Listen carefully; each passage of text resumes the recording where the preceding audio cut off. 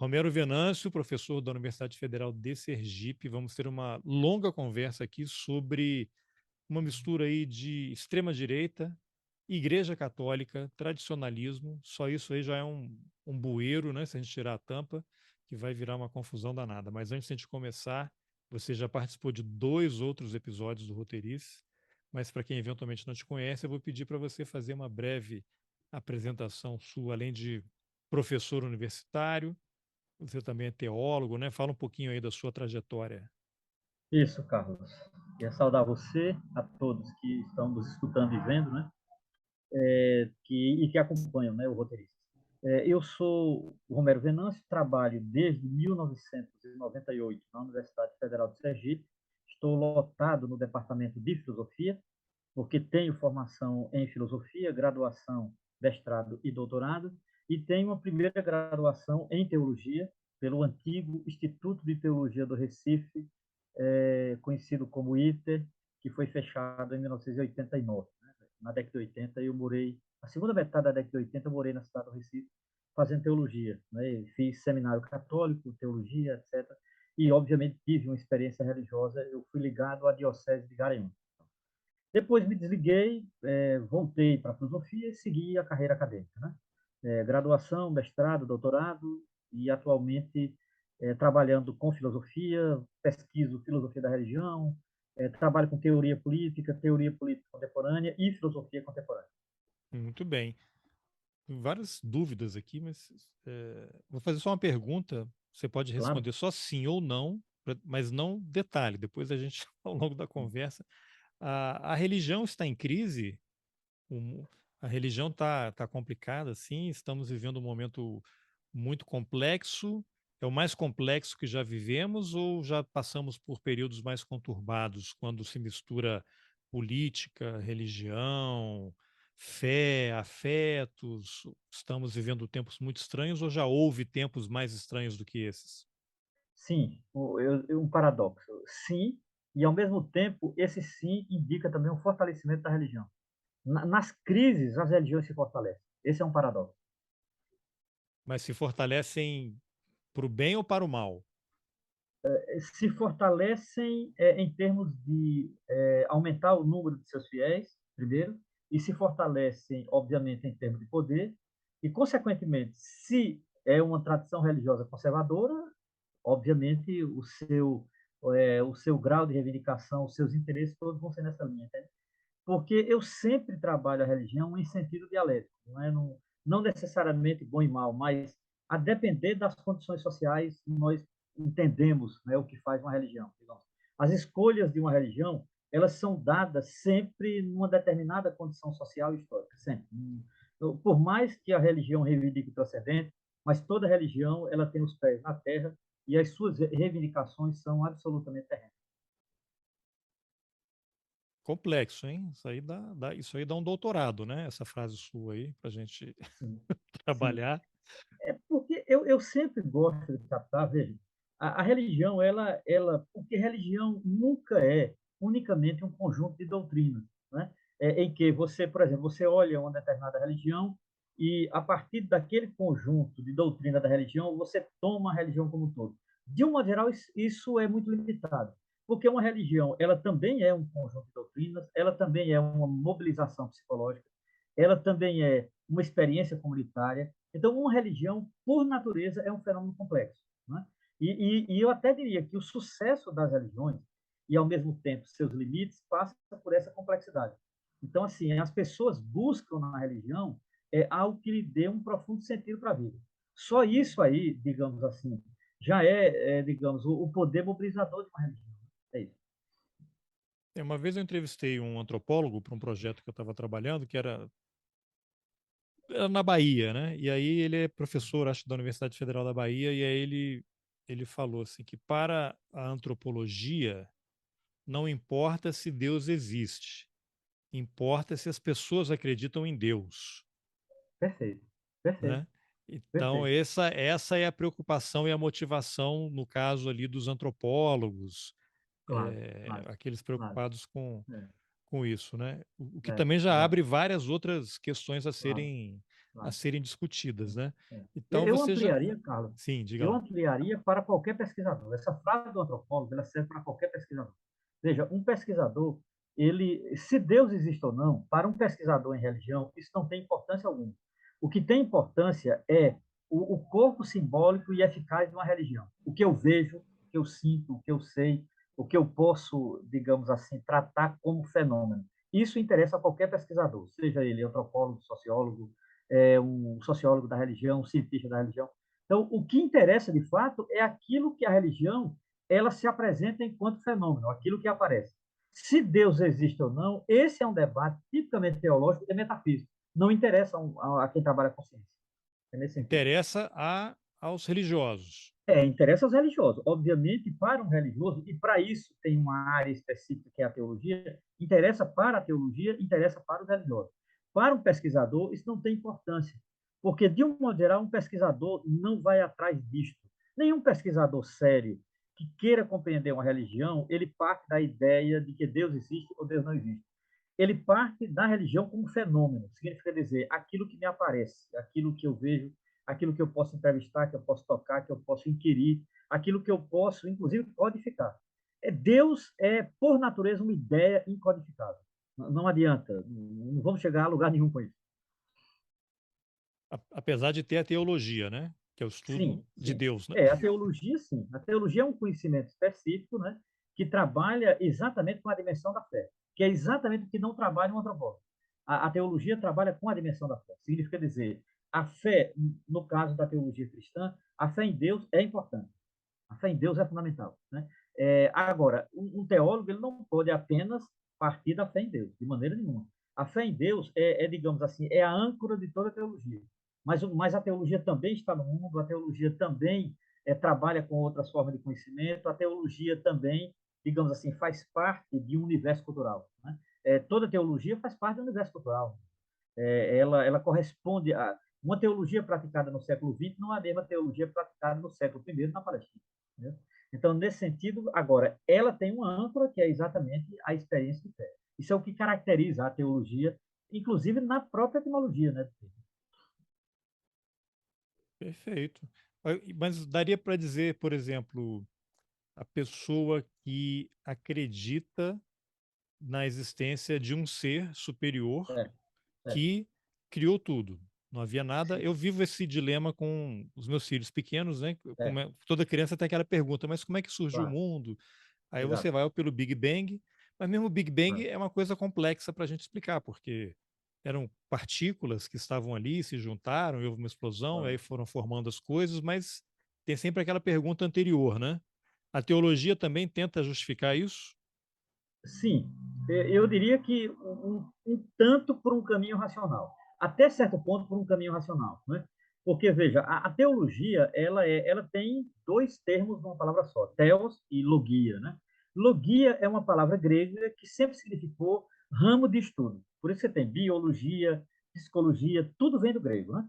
Então, logia nesse sentido é um ramo de estudo. E theos é exatamente Deus, que vem também do grego e tal. Veja, então, nesse sentido, digamos assim, há uma dimensão racional em toda a teologia. Ela racionaliza em que sentido? No sentido de que ela argumenta sobre isto o quê? Sobre a existência de Deus, né? Isso está presente em alguns pensadores cristãos, por exemplo, Tomás de Aquino. Tomás de Aquino ele tem uma teoria das chamadas vias da existência de Deus. Tomás de Aquino não fala de provas da existência de Deus, ele fala de vias, caminhos para, não é, a existência de Deus.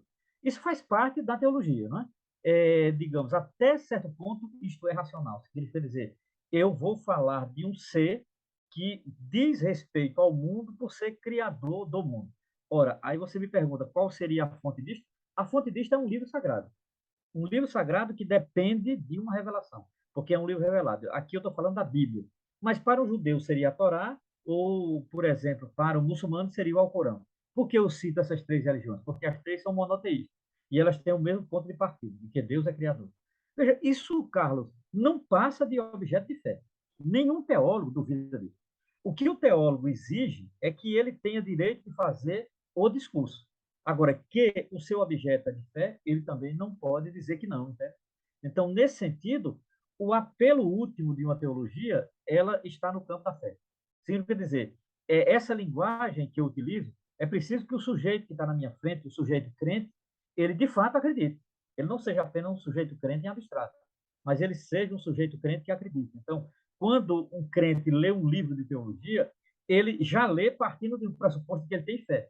Então, não precisa o tempo inteiro o teólogo estar dizendo Deus existe, Deus existe, Deus existe. Não, isso é subentendido. Né? O que ele vai ler no livro é exatamente aquele argumento que reforça o que ele já acredita. Por isso que todo livro de teologia, para um cristão, ele não tem novidade. Ele apenas reforça e anima o que o cristão já sabe. Para um ateu, talvez o interesse seja outro. Né? Então, vou dar um exemplo. Recentemente eu li um livro de um filósofo judeu chamado Hans Jonas, ou Hans Jonas. Ele tem um livro chamado Deus, Crer em Deus após Auschwitz. Né?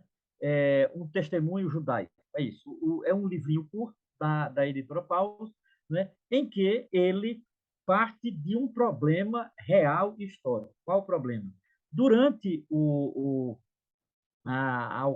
avanço nazista, a ocupação nazista e tal, o campo de concentração de Auschwitz, ele viveu entre os judeus uma crise profunda de fé. Por quê? Porque os judeus acreditam que Deus havia os escolhido e como o Deus que os escolheu os deixa naquela situação que é a da mais brutal condição humana. Tal. Então, uma boa parte daqueles judeus perderam a fé. O Hans Jonas, ele tende a responder esse problema, que é a seguinte: qual é a questão que incomodava os judeus ainda crentes em Auschwitz? Onde está Deus? Né? Nesse momento, onde está Deus? E Jonas tem uma saída que é tipicamente teológica. A saída dele não é uma saída absolutamente racional. Ela é uma saída que o argumento é racional, mas, em última instância, é a dimensão da fé que prepondera. O que é que diz Hans Jonas? Onde estava Deus em Auschwitz? Deus estava lá. Lá onde? Em Auschwitz, morrendo em Auschwitz. Porque não faria sentido Deus estar com Hitler. Veja, essa é a resposta final de Hans Jonas. Um crente, ele vai entender esse signo. Um ateu não é obrigado a entender esse signo. Entende a situação? Eu li um livro do, acho que é o Primo Levi, que ele Primo faz Levi, umas exatamente. Primo memórias, Levi, né? esse? E tem um Exatamente. momento pesado, né? Tem uns livros Isso, pesados dele, de isso. Todos. memórias. Isso. Ele que se matou no fim da Ele se vida. matou em 86, exatamente. Ele se matou. Isso. Ele tem um livro que ele relata lá o período dele. Foi Auschwitz, né? Que ele estava? Exatamente. Ele é um que escapou, assim, milagrosamente de Auschwitz. Isso. Aí ele relata, ele conta ali o dia a dia no campo de concentração, Sim, que ele sim. ficou muito agradecido, porque ele ficou doente, aí ele acabou tendo que ficar internado e aí acabou escapando dos trabalhos Exatamente. forçados, das punições, Exatamente. aquilo tudo. Mas ele relata no momento da prisão, da prisão não, quando eles estavam sendo levados para o campo de concentração, que eles descem dos trens e aí nas plataformas estavam os soldados alemães e Sim, havia os prisioneiros não sabiam o que iam encontrar exatamente lá nos campos de concentração, e havia uma pessoa ali, um prisioneiro, que vai reclamar com o soldado, e o soldado vai dar um tiro nele e mata o cara, né? É aquele prisioneiro que não admite ser humilhado e vai enfrentar o soldado sim. nazista e acaba sendo assassinado. E depois, na prisão, ele fala, posso estar errando aqui nos detalhes, mas é mais ou menos que ele fala de estar. Tinha um prisioneiro que fazia questão de ficar bem arrumado dentro das possibilidades que havia naquele campo de concentração, em termos de acesso à roupa, porque era todo mundo detonado sem acesso a nada. E esse prisioneiro ele fazia questão de estar, por exemplo, com os sapatos amarrados. Era Sim. difícil conseguir sapato, sapato furava, frio, Olha, gelo. Mas o resumo seria que amarrar o sapato para essa pessoa, mais do que uma forma de resistência, de luta, era a única possibilidade que ele tinha de lutar, era assim, eu vou manter um mínimo de dignidade que eu vou amarrar os sim, sapatos. sim, E que também ali, aí pode ser uma ilação minha, que este ato também poderia ser uma representação divina, de que, sim. olha, nem tudo está perdido, Deus continua aqui, estamos passando por um momento ruim, mais um, mas de alguma forma isso vai se resolver. Faz sentido isso? Faz sentido. Faz sentido sim, porque toda fé, Carlos, ela é simbólica. Toda fé ela é simbólica. Isso eu acho importante. Claro, toda fé é uma questão cultural, etc. Mas Em última instância, a fé tem uma dimensão simbólica, ela não faz sentido apenas racionalmente. Olha, apenas racionalmente não seria necessária a fé. Recorreríamos à ciência, por exemplo. Então, a fé ela tem algo a mais ou a menos, ou a quem ou além da própria racionalidade. Então, num momento como esse, num momento de extrema, digamos assim, de extremo pavor, de extremo terror, no momento em que o sujeito, ele basicamente é um nada, ter alguma coisa de dignidade significa dizer, eu tenho algo de Deus em mim, entendeu? E isso é importante para um judeu, para um cristão e para um muçulmano. Mas isso é interessante, né? Porque esse momento de desespero, e estar no limite entre a vida e a morte, eh, aí depende do quê? Porque essa mesma situação, para uma pessoa pode ser: "Não, Deus existe e eu estou Sim, recebendo isso como um sinal de que eu claro. devo continuar". E para outro é, como você narrou agora: "Deus nos abandonou. Estamos Exatamente. sozinhos, não adianta acreditar em Exatamente. nada". Qual é Exatamente. esse ponto de aí O qual é o quê? ponto É a história de cada um? As referências de cada pessoa? Que é a mesma olha, situação, cada um vai é antes aquilo da que diferença o covarde e o valente. A situação isso, é a mesma, é o medo. O que vai fazer a diferença é o quem é que vai enfrentar e quem é que vai recuar ou fugir. certo, certo. Veja, racionalmente é isso mesmo. Agora, a história de vida de um sujeito religioso, é a história da sua experiência com sua religião, não é? E é essa experiência com sua religião que, de certa forma, vai, digamos assim, indicar o seu comportamento perante situações extremadas. Por exemplo, um sujeito perante a morte, etc. Vou lhe dar um exemplo.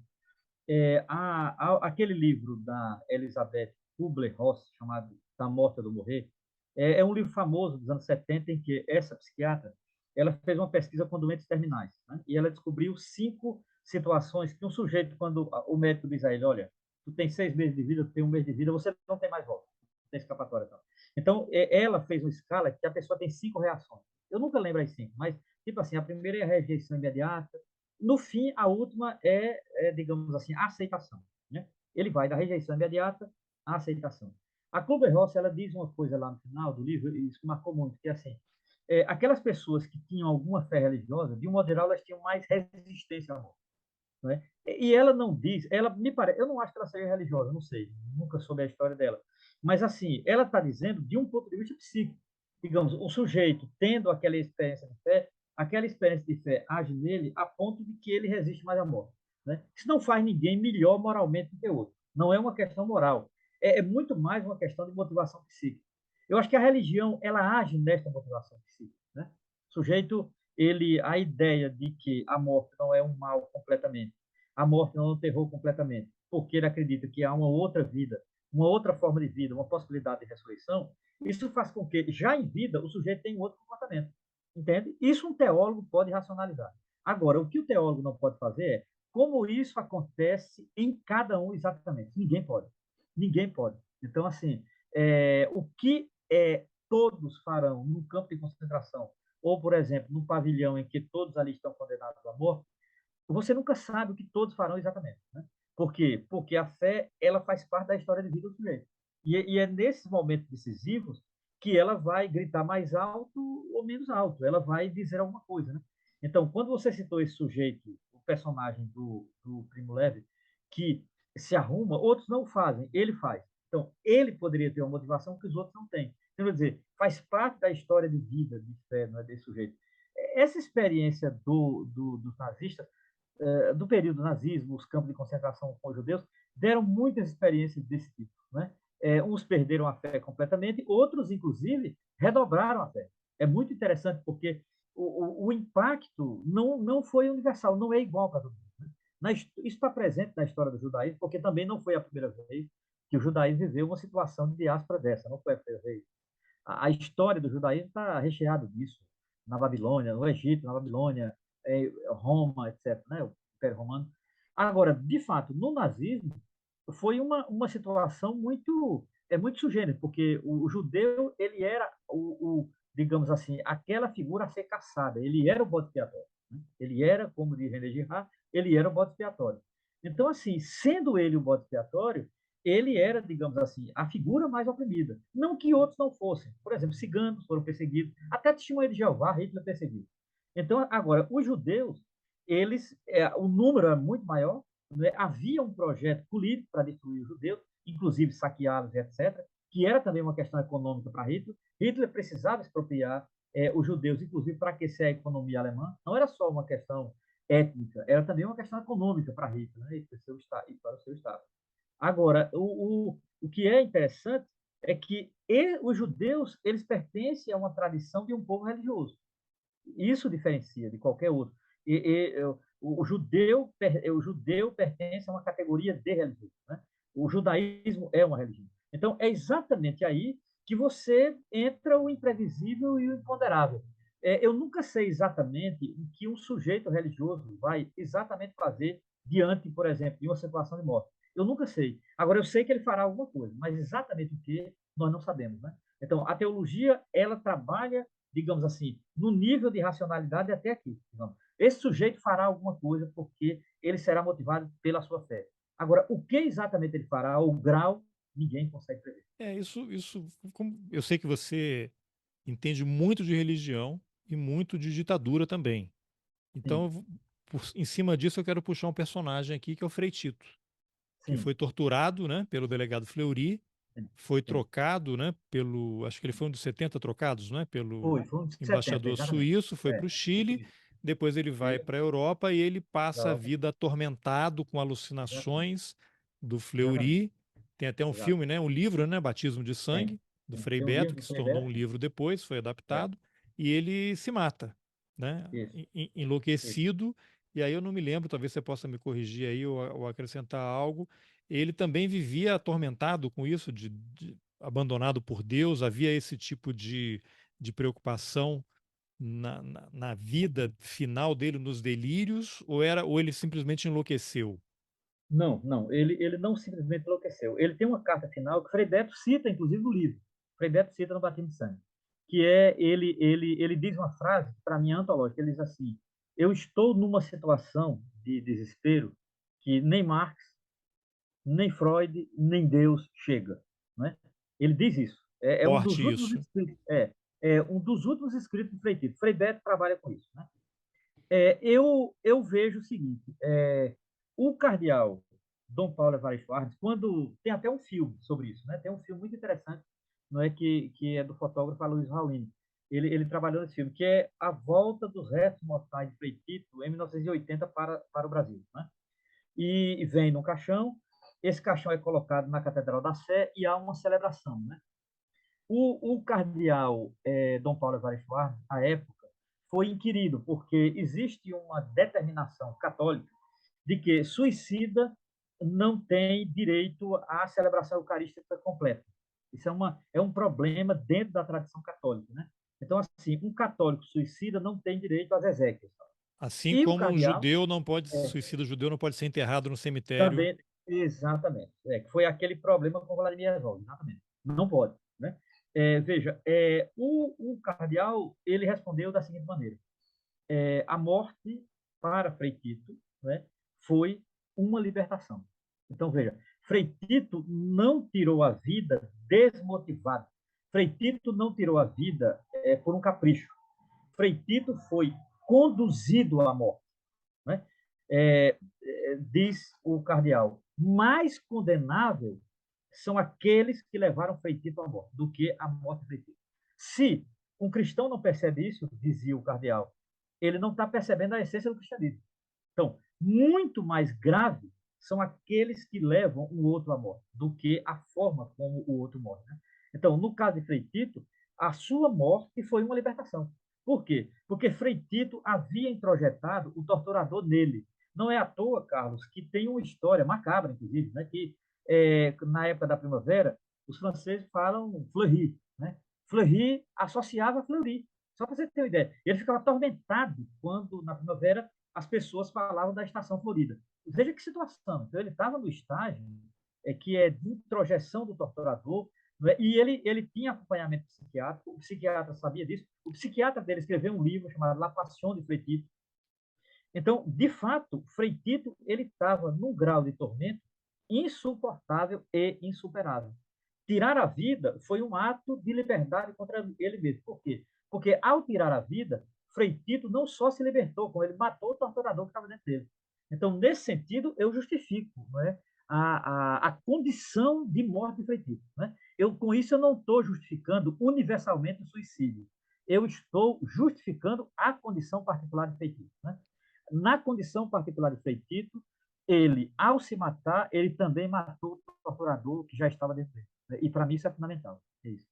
Interessante, né? Porque isso aí está diretamente relacionado à questão da tortura, porque a tortura não é Sim, simplesmente sim. você torturar alguém, É, maltratar, machucar, é, cortar, se viciar e eventualmente assassinar a pessoa. Você tem tortura em diversos níveis, em muitas camadas, e sim, um dos objetivos da tortura é você destruir a pessoa, você transmitir isso para outras gerações, tanto que você tem netos e filhos de pessoas torturadas que passam por atendimento claro, psiquiátrico claro. por conta exatamente disso. Então, o objetivo da tortura também é, é o medo, o pânico, o terror e de você retirar qualquer expectativa. Você, na prática, elimina aquela vida e a pessoa, dependendo de como ela vai lidar com tudo isso, ela se torna um zumbi, né? Então, eu achei muito interessante Exato. essa análise que é a libertação. O único caminho possível para Frei Tito, e eu não sei, talvez o Primo Levi, eu não sei, ele vivia atormentado também com as Sim, memórias do que aconteceu, o sofrimento e as mortes que ele testemunhou, né? Pode ser isso. claro. Não, eu não tenho dúvida, porque, olha, uma coisa, o psiquiatra de Frei Tito, ele dizia uma coisa muito interessante nesse livro chamado A Paixão de Frei Tito. Ele dizia que todo ser torturado é um ser quebrado, quebrado por dentro. Eu acho que essa frase é muito forte e eu acho que ela diz muito do Frei Tito. Né? Frei Tito foi quebrado por dentro. A tortura em Frei Tito, ela não foi apenas uma tortura física. E Fleury sabia disso. Né? E não só Fleury. Eu acho que todos os torturadores, a tortura na ditadura pós-64, ela passou a ter um grau de cientificidade que não tinha, por exemplo, na ditadura de 37 de Getúlio Vargas. Então, assim, não era mais uma tortura feita por amadores, uma tortura feita apenas por brutamontes. Não, era uma tortura feita por pessoas que sabiam o que estavam fazendo e que tiveram formação para isso. Então, o Frei Tito ele não foi torturado só fisicamente, inclusive. Né? Inclusive, ele já tinha tentado se matar na cadeia, você sabe disso, né? Ele tinha Sim. tentado se matar, primeiramente, já na cadeia, diante de sessões. O cara viveu 18 horas de sessão de tortura. 18 horas num dia, Carlos, digamos assim, só falta 6 horas para terminar o dia. Então, assim, é impressionante. 18 horas no dia é algo inimaginável, né? Então, assim, ele já havia tentado cortar os pulsos na cadeia, né? Então, assim, no caso de Frei Tito, a tortura foi de uma violência bárbara e isso foi introjetado. Ele introjetou. De fato, ele introjetou, né, a figura de Fleury. Ele não era o único, né? Havia uma coisa com a figura de Fleury em vários torturadores e homens e mulheres, homens e mulheres. Então, assim, Frei Tito foi quebrado mesmo. Olha, já no Chile, as pessoas percebiam um pouco. Agora, de fato, quando ele chega na França, quando ele vai para Cluny, lá no convento dos dominicanos, aí ficou muito visível isso. Ele tinha surtos, ele tinha paranoia, ele via Fleury na janela, ele via Fleury na rua, ele tinha medo de ir no metrô. Então, assim, e isso foi numa crescente, né? As pessoas que o visitaram percebiam isso e tal. Então, assim, o suicídio de Frei Tito, e o psiquiatra sabia disso, era uma questão de tempo, porque ele não conseguia avançar no tratamento, porque ele não conseguia expulsar o torturador dele. Então, o torturador se fortalecia quanto mais Tito vivia. Então, ao matar-se, ele matou o torturador. Eu não vejo outra explicação para isso. E digo mais: todo suicídio, independente de um juízo de valor, todo suicídio é um ato de coragem. Então, veja, o suicídio eu não vejo como um ato de covardia, como um ato de mera fuga do mundo, né, até pela radicalidade do ato. É um ato que não tem mais volta, é um ato incontornável, é um ato implacável e tal. Então, eu sempre vejo um ato de coragem. Né? Agora, no caso de Frei Tito, obviamente que foi um ato de coragem, mas no caso dele foi mais que isso, foi um ato de libertação. Né? E eu concordo com o cardeal Arnes, né, na época, quando diante dos restos mortais dele, de São Paulo, de que a morte do Frei Tito foi um ato de libertação, porque ao matar-se, ele matou dentro dele o torturador. É isso. Tudo bem. Então, Romero, um dos motivos da nossa conversa também é porque você tinha distribuído aí nos grupos aí que a gente participa, né? Um textinho, né? Uma notinha, né? O título, inclusive, foi esse, né? Uma notinha sobre mais um livro Isso, da direita brasileira. Eu vou ler só aqui, ele não é muito longo, mas vou ler só o claro. comecinho aqui e aí a gente conversa sobre ele, né? Você escreveu que desde 2018 vem estudando as mobilizações da extrema-direita católica nas redes ditas sociais e em algumas dioceses. Através dessas redes fica visível o crescimento vertiginoso do fenômeno. Passou a ser uma novidade desde 2013 e se consolidou nos últimos 5 anos. YouTubers, grupos nessas redes, movimentos ditos católicos postando textos, cursos, polêmicas tolas e propaganda anticomunista barra antipetista diariamente fazendo toda uma defesa de um catolicismo reacionário num profissionalismo raro, entre parênteses, e com um projeto de formação, também entre parênteses, em história da igreja, pouco visto na tradição cristã contemporânea. No Brasil, lembro de coisas como o Centro Dom Vital, no início do século XX, e a TFP, Tradição, Família e Propriedade, nos anos 60. Pós 2013, voltam ou nunca saíram de cena com toda a força e com uma nova geração. Aí você menciona que desde 2021 está em pleno funcionamento mais uma editora PH Vox. Nasceu de Isso. um portal e atividades no YouTube, como tem sido frequente nessa extrema-direita midiática, e tem à frente um autoproclamado escritor e analista político, Paulo Henrique Araújo, um discípulo de Olavo de Carvalho e colaborador do Centro Dom Bosco do Rio de Janeiro. A editora tem sede em Campinas, publica livros contra o que entendem eles por marxismo, defesa de ideias conservadoras, bobagem sobre a tola ideia de Foro de São Paulo. A dona da editora se diz especialista nisso e publicou um livrinho sobre, né? Reeditaram Plínio Corrêa de Oliveira, que é o fundador da TFP, Olavo de Carvalho, trabalha em parceria com a Vide Editorial, editora mais antiga e mais sofisticada, e que só publica livros de pensadores conservadores e de direita, com maior penetração no mercado brasileiro e com mais de 100 títulos já publicados. A PH Vox tem prioridade em autores católicos e reacionários com teor mais agressivo. Os livros publicados pelas duas editoras têm uma linguagem comum: globalismo, ideologia de gênero, religião mundial, marxismo cultural, Foro de São Paulo, avanço do comunismo, as heresias da teologia da libertação, mentalidade reacionária e por aí vai.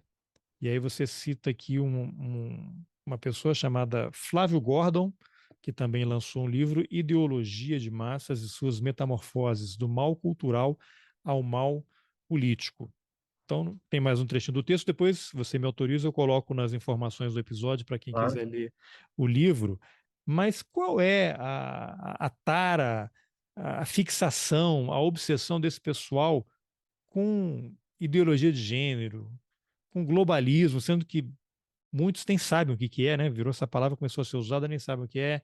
Religião mundial, marxismo cultural, Foro de São Paulo, comunismo, heresias da teologia da libertação. O que que acontece? O que que essas palavras aqui já foram. Quem está ouvindo e é de extrema direita foram vários gatilhos que eu disparei agora, né? O pessoal deve estar enlouquecido aí assistindo o vídeo e ouvindo o podcast. Qual é o problema com essas coisas? Por que essa necessidade é uma convicção interna de que os males do mundo estão no comunismo, que só eles têm o caminho, que não querem ideologia, né? Mas a deles vale, eles não falam que eles têm uma também, né?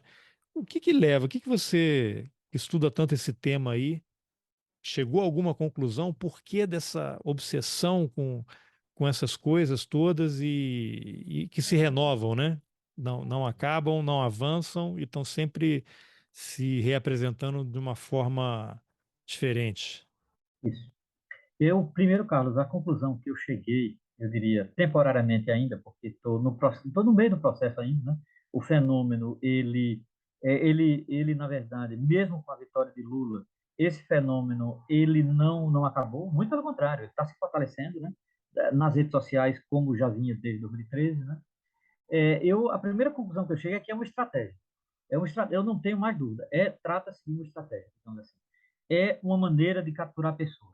É uma maneira de convencer pessoas.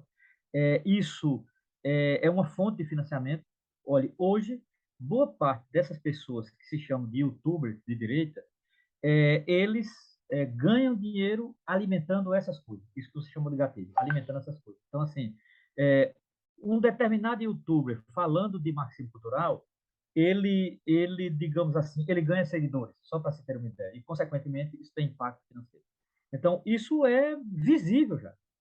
Eu diria que hoje, ser de direita nas redes sociais é, antes de tudo, um negócio. Ninguém está ali apenas por uma convicção ideológica independente de padrão financeiro. Então, a primeira coisa é uma estratégia, eu não tenho mais dúvida. Essa estratégia, ela inicialmente, ela foi muito bem elaborada por Olavo de Carvalho e seus assessores. A ida de Olavo de Carvalho para os Estados Unidos não foi apenas com medo, processo e tal, de maneira nenhuma. A ida de Olavo de Carvalho foi uma coisa pensada, né?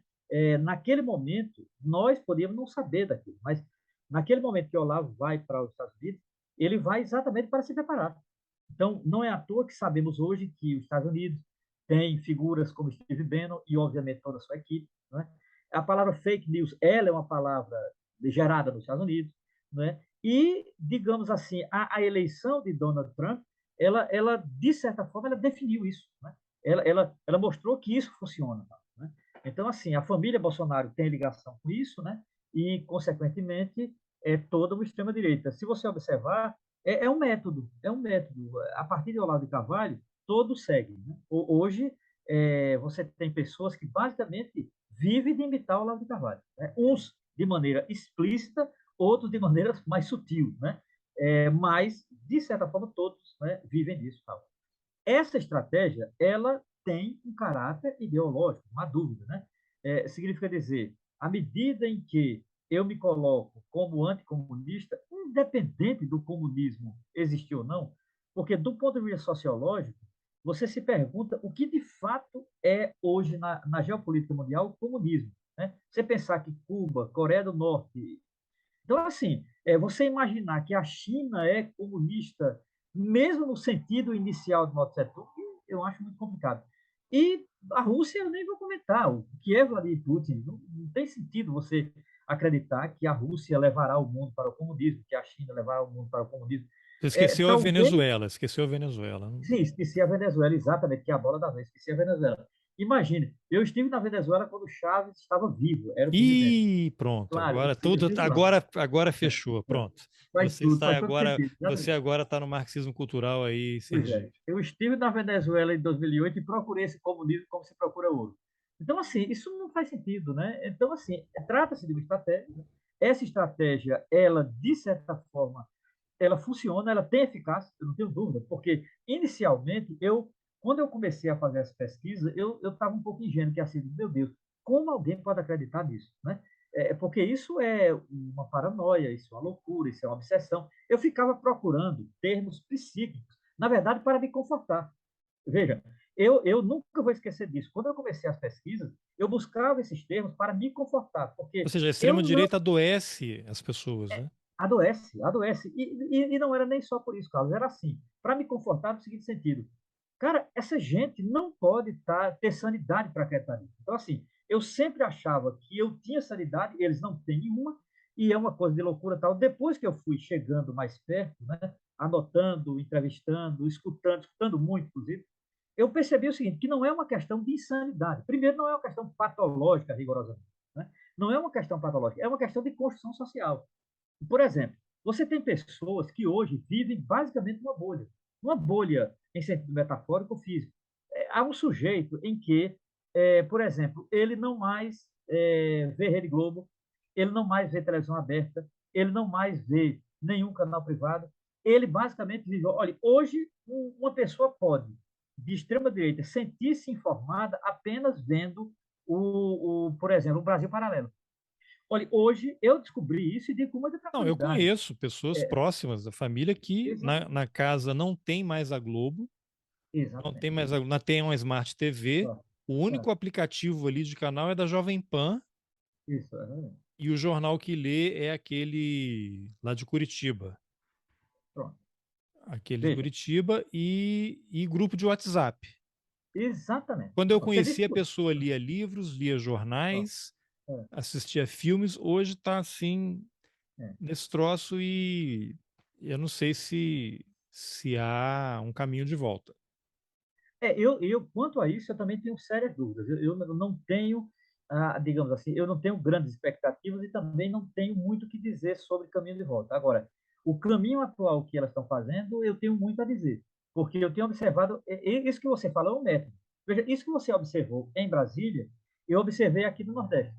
E alguém deve ter observado em Santa Catarina, no Rio Grande do Sul, que assim, o cara não tem mais televisão, basicamente. Então, assim, e ele nem se lamenta, porque Não, ele ele vê está no YouTube e alimentado. nos grupos e os Exatamente, vídeos, ele já está exatamente, contemplado. exatamente. Outro fenômeno, que eu não sei se você já anotou aí, mas se você volta há alguns anos, você ia ao dentista, ao médico, o que que tinha na É, sala de espera? É aquela revista Caras, Manchete, às vezes uma Veja, né? Umas ah, coisas assim. Aí foi passando o tempo, isso quando eu era criança, né? Aí vai passando o tempo, tinha televisão. é, Não tinha TV a cabo no Brasil, era na Globo, SBT. Depois TV a cabo, né? Os médicos são milionários, então aí tem lá uma TV a cabo, às vezes ficava Globo News e tal. Mas de pelo uns 10 anos, talvez mais, até para cá, eu comecei a ver, e aí mais de uns 4 anos para cá, a Globo já não era predominante, você sim, já tinha Band, que aí lançou um canal a cabo lá, Band News. Eu não sei se é por conta do preço, está no pacote mais básico. Então, eu, quando morava em São Paulo, vários restaurantes, esses restaurantes mais simples de almoço, aquilo e tal, tinha lá uma TV, era na Band, que estava ligada, ou na Record, programa sim, policial. E aí, agora, de uns 2, 3 anos para cá, eu vou assim, consultório de dentista, de médico, tá na Jovem Pan. é, Oficinas mecânicas é Jovem Pan. Mesmo que a pessoa não esteja assistindo, ela está escutando aquilo. Aquilo. O cérebro é uma esponja, está ah, absorvendo. Então é aquilo martelado o tempo todo, o ah, tempo todo. Eu espero que alguém esteja fazendo, algum acadêmico aí, fazendo algum estudo, uma pesquisa sobre isso, porque em muito pouco tempo o problema que nós temos vai ficar muito maior, muito maior. Eu não sei se aí eu não tenho você dúvida, observa não isso tenho mais também. nenhuma dúvida. A mesma coisa, a mesma coisa. O fenômeno Jovem Pan é real e eu diria que em breve nós teremos outro fenômeno que é o fenômeno Brasil Paralelo. E em breve teremos outro fenômeno que é o fenômeno de determinados youtubers que tomaram o lugar de Olavo de Carvalho. Então, assim, eu vou lhe dizer outro fenômeno que está acontecendo e que pouca gente tem observado. De um modo geral, os youtubers estão criando editoras. Editoras para vender livros deles e de outras editoras. Eles estão criando meio que uma espécie de pool de editoras. Então, assim, uma editora de direita encampa outra editora de direita. A editora de direita mais antiga encampa a mais jovem. Então, ambas vendem livros de direita, livros de conservadores. Por exemplo, há um mercado editorial hoje de tradução de livros só de conservadores. O Brasil tem hoje um mercado editorial para traduzir livros só de conservadores dos Estados Unidos. Para você ter uma ideia, há uma editora em São Paulo chamada E-Realizações. Essa editora é uma das mais antigas editoras que tem uma identidade conservadora. O dono é conservador, o dono era amigo de Olavo de Carvalho, e o dono tem um projeto editorial. Se você vai no site dessa editora, está lá a lista. Ela é uma das que mais traduz e publica. Se você observa, mais de 90% são livros conservadores ou reacionários. Né? A Vide Editorial foi a editora de Olavo de Carvalho um determinado tempo. Tá? Você pode ver, boa parte das obras dele está pela Vide Editorial. Ela também faz papel. Agora, essa PH Vox e outras editoras. Se você observar, alguns youtubers, eles já falam de editoras ou os livros onde você deve comprar. Então, Não o podemos Bernardo deixar de Silva, homenagear a editora Record, que sim, abraçou, essa né, mudou. Essa né, mudou. o Carlos É, Andreasa, que era o editor da exatamente. Record, hoje é um Exatamente. apresentador da CBN, que ripou, nas palavras dele, né, Exatamente. como É, tornar o Olavo é, popular, é. e aí estamos vivendo as consequências até hoje. Exatamente. Veja, a Record é um fenômeno que não era isso. A Record não era isso. Eu tenho um monte de livro aqui da Record. A Record não era isso. Ela não nasceu assim. Ela se transformou exatamente pela influência de Carlos Andreas. Agora, aquele que achava, né, paletó de Moro, muito bonito, né? Eu acho isso de uma impressionante. Foi dito num programa por uma jornalista, imagina. Isso era um programa de jornalismo, ela elogiando que Andreasa à noite achava bonita a camisa de Sérgio Moro. Que jornalismo, assim, esse é um exemplo, eu nunca vou esquecer isso. Porque esse Andreasa, eu lembro dessa história da camisa de Moro. Toda vez que você fala o nome Andreasa, eu lembro Que ela disse que ele coloca, chega em casa, no muro é, chegava à noite, colocava é, o paletó no é, cabide é, e botava um tabuleiro de xadrez. exatamente. É uma jornalista dizendo isso. Então, assim, veja, a Record não era isso, né? Eu lembro, tem muita coisa boa para a editora Record. Ela foi editora de grandes escritores. Ela transformou. Agora, as que eu citei, não, já nasceram assim. Então, você tem editoras que já nasceu, né, com o objetivo direto de traduzir e publicar livros conservadores ou reacionários, de um modo geral católico, mas não só, mas é uma prioridade do universo de publicações católicas e tal. Né? Isso está presente nessas figuras chamadas de youtubers, como está presente nos canais, por exemplo, o Centro Dom Bosco ele tem uma editora. Então, é impressionante. Significa dizer, eles têm um projeto totalizador, cara. Então, é uma estratégia. Veja, quando você me perguntou a situação disto, primeiro, é uma estratégia, segundo, é um projeto totalizador. Sim, quer dizer, eles querem encampar a vida completa das pessoas. Então, assim, o que você assistir, o que você lê, como você lê, e se você tiver dificuldade, eles dão cursos. Para você ter uma ideia, eles hoje estão ocupando várias plataformas, né, dando cursos de teologia, dando cursos de história, dando curso de teoria política, dando curso de geopolítica nacional. Não é? Esse Paulo Henrique, da Pedra Vox, ele tem um livro sobre o Foro de São Paulo.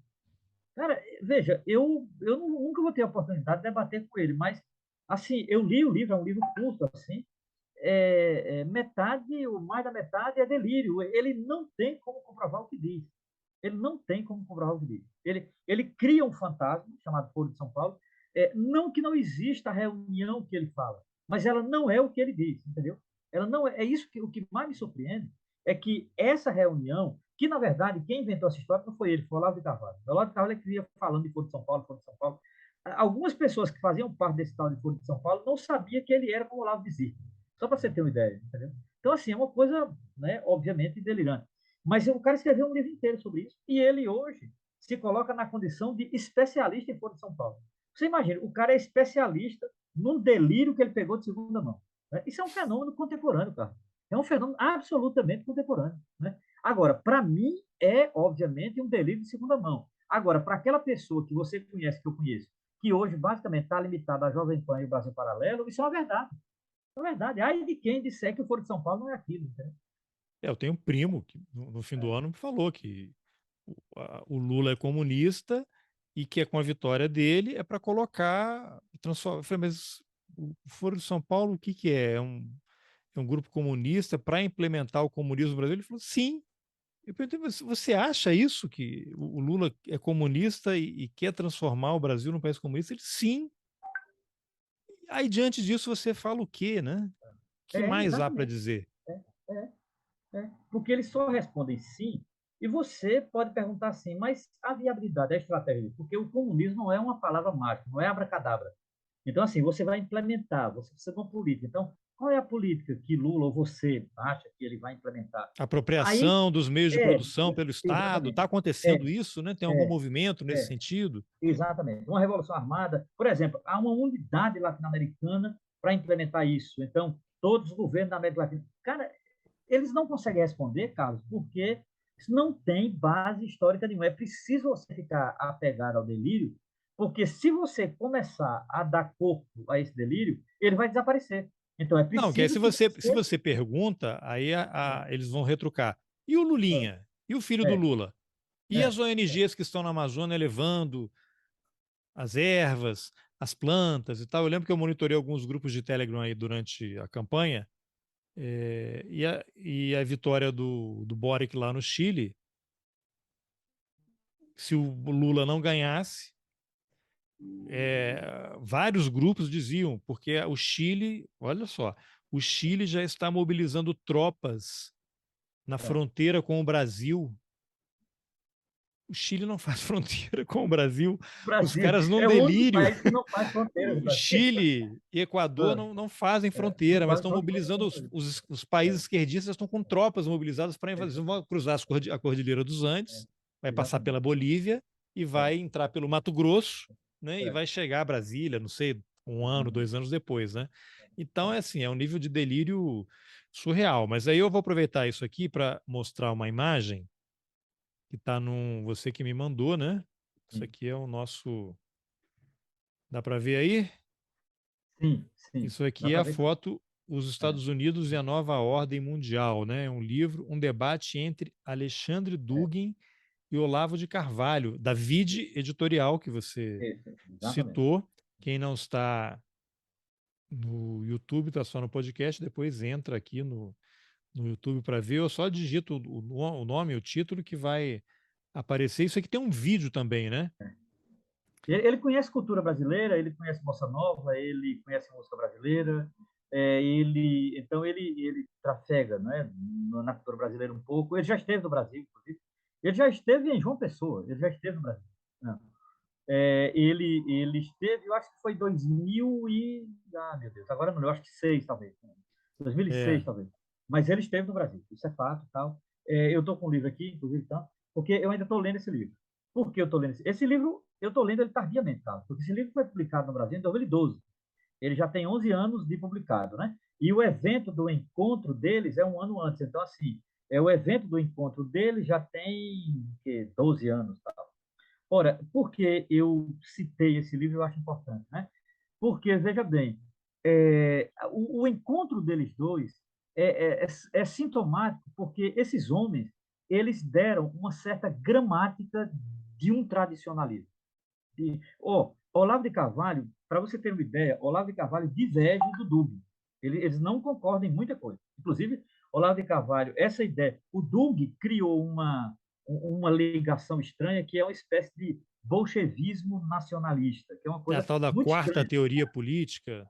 Na quarta teoria política, Olavo de Carvalho discorda disso, discorda frontalmente. Aqui, ele diz abertamente, né? Porque, no fundo, Olavo ele tem críticas ainda à Rússia, a Putin, ele tem críticas, digamos assim. Olavo de Carvalho ele acaba sendo mais delirante do que o Dugin, é isso que eu vou dizer. Não estou dizendo que Olavo de Carvalho é melhor que ele. Estou dizendo que, na verdade, a questão aqui não é quem é melhor do que ninguém, é quem é mais delirante. Olavo é mais delirante do que o Dugin, não há dúvida.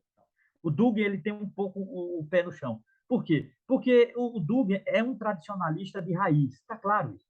Tradicionalista, no sentido, eu diria, no sentido lato do termo. Né?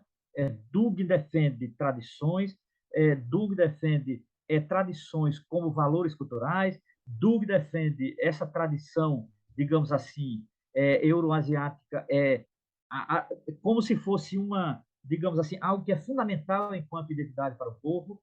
Então, isso é muito importante para ele, muito importante, não há dúvida, né? Tal.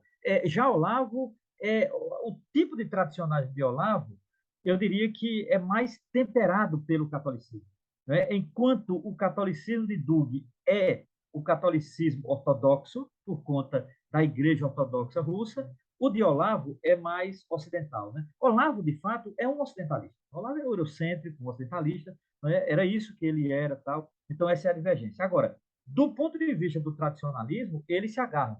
Por exemplo, na coisa do anticomunismo, nessa coisa de religião global, nessa coisa de ideologia de gênero, nessa coisa de marxismo cultural, isso eles se unem. Isso é comum a Dugin e é comum ao Olavo de Carvalho. Né? Mas, tirando isso, eles têm lá as suas divergências. E a divergência está no grau de tradicionalismo de cada um. Então, não é uma coisa assim. Você não é uma pessoa que diverge de outra que está debatendo. Não é isso. Né? Eles estão, na verdade, no mesmo campo. Né? Agora, Olavo de Mas o Carvalho Dugin é um fiel seguidor quem, de René Guénon, daquela turma. também, porque Olavo também conhece. Olavo tem críticas a René Guénon. Eu não sei se antes ou depois, porque o Dugin era mais jovem que o Olavo de Carvalho.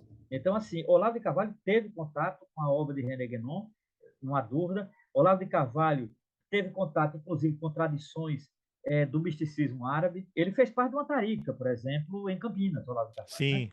Então, assim, ele teve uma passagem pelo por uma tendência da religião muçulmana, né? do Islã, não é? E Olavo de Carvalho, quando faleceu, ele já fazia alguns anos que ele tinha se aproximado do catolicismo romano, né?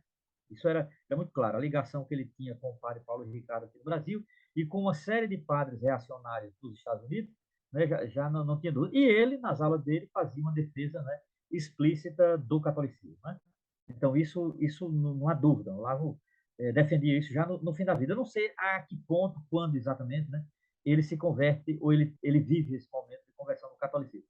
Mas eu sei que os últimos anos dele era profundamente ligado ao catolicismo.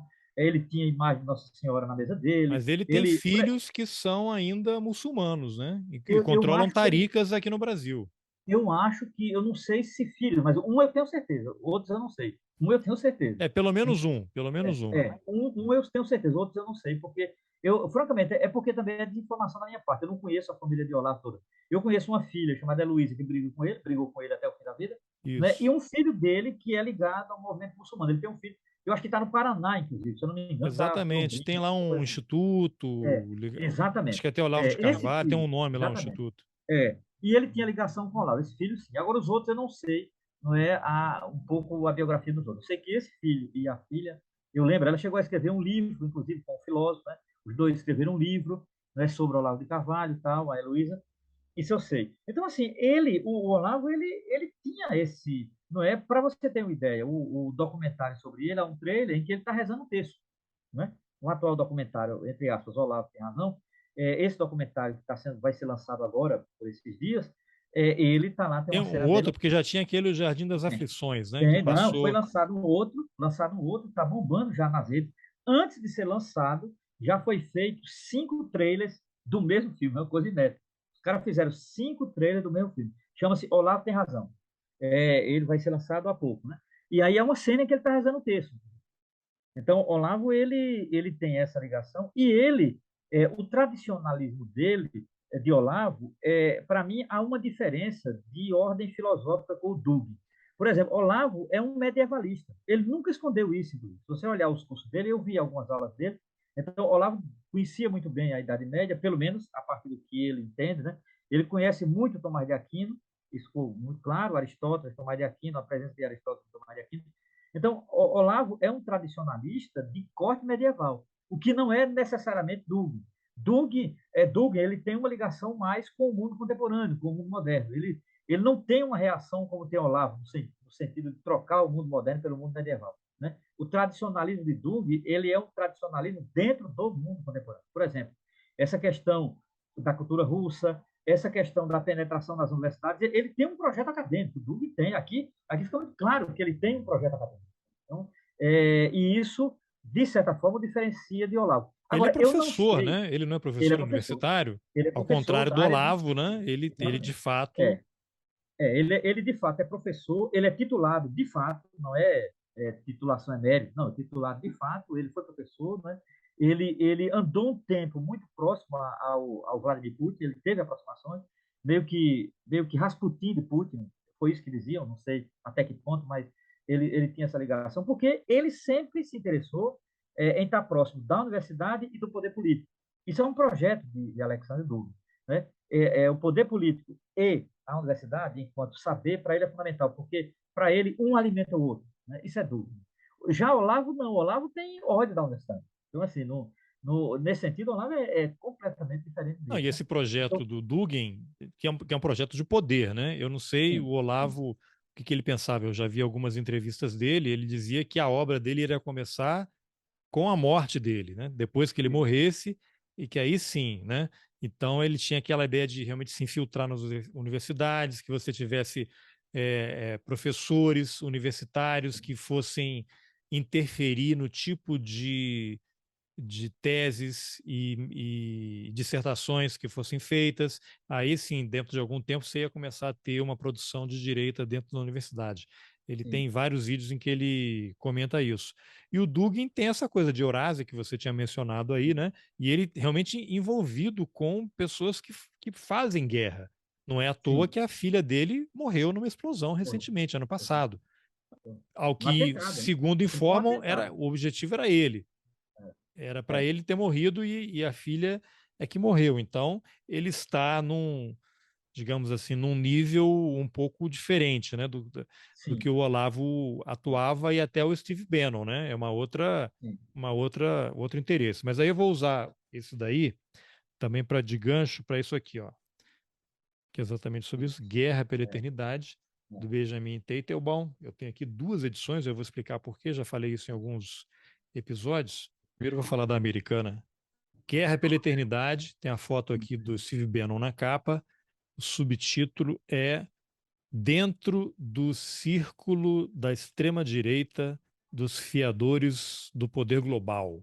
Essa é uma tradução livre que eu fiz aqui do Benjamin claro, Teitelbaum, que é um acadêmico dos feito, Estados Unidos. isso, Tem a foto do Steve Bannon na capa. Steve Bannon, para quem não sabe, é o tal do guru aí do Trump, né? Ajudou a vitória do Trump, depois foi abandonado pelo Trump, está enrolado aí com a justiça, criou uma vaquinha virtual para construir o muro para separar o México dos Estados Unidos e parece que deu um golpe lá, chegou a ser preso por isso, pagou fiança e está solto. E na parte de trás tem aqui uma foto em que há várias pessoas aqui de extrema direita, mas seria o jantar, né? Segundo eu nem sabia, o Romero me falou, foi quando Benjamin Teitelbaum, que é o autor do livro, conheceu o Olavo de Carvalho, que está aqui exatamente. nesse a mesa do jantar, estão todos rezando, né? E o Steve Bannon está aqui com a cabeça É, baixa, né? sim, São figuras proeminentes aqui da direita, né?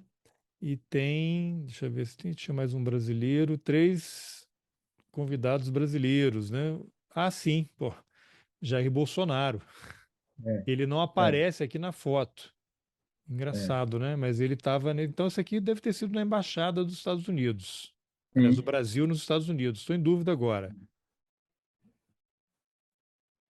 Ou foi em Nova York, né? Posso estar confundindo aqui, porque teve o Bolsonaro esteve na Embaixada do Brasil nos Estados Unidos logo que ele sim, venceu e teve um jantar com o Bannon e tal. Com o Bannon não, com o é. Olavo de Carvalho, né? E Em eu que ele. acredito, Carlos, Ah, que a mulher que está aí do lado de Beno é a filha dele. Ele tem uma filha que é fiel seguidora dele. É tão reacionária quanto ele. Eu acredito que é a filha dele, que está do lado dele. Não, a mulher que está do lado dele, do lado de Beno.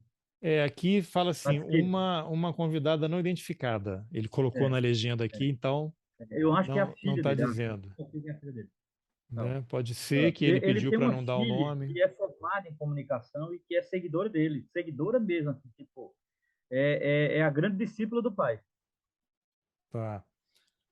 Bom, e aqui é o mesmo livro, a versão que saiu no Brasil, sem foto, É, e tiraram, isso, né? Botaram o título é o mesmo, Guerra pela Eternidade, mas aqui ficou o retorno do tradicionalismo e a ascensão da direita populista. A diferença é que não tem nada, nenhuma referência a Bannon, não tem foto, e aqui na versão americana também não tem nada de tradicionalismo, de.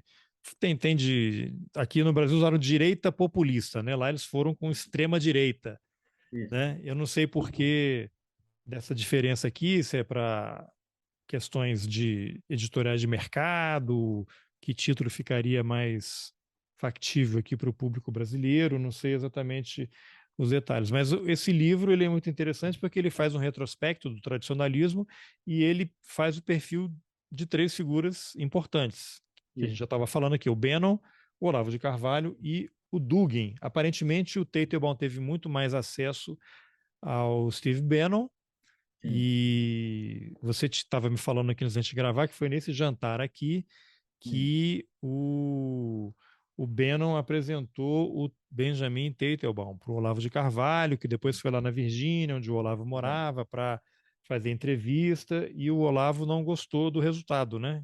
Conta Não, aí essa história não. que você tinha me falado aqui antes de Veja, gravar. essa história é a seguinte: eu não sabia desse livro. Veja que ironia, eu soube desse livro através de Olavo de Carvalho. Eu estava fazendo a minha pesquisa quando o Olavo fez um vídeo. Ele fazia vídeos assim, depois das aulas dele. Era um vídeo meio solto, meio largado assim. Ele falava para a câmera, tal, fazia uma denúncia, alguma coisa assim. Isso era muito comum em Olavo.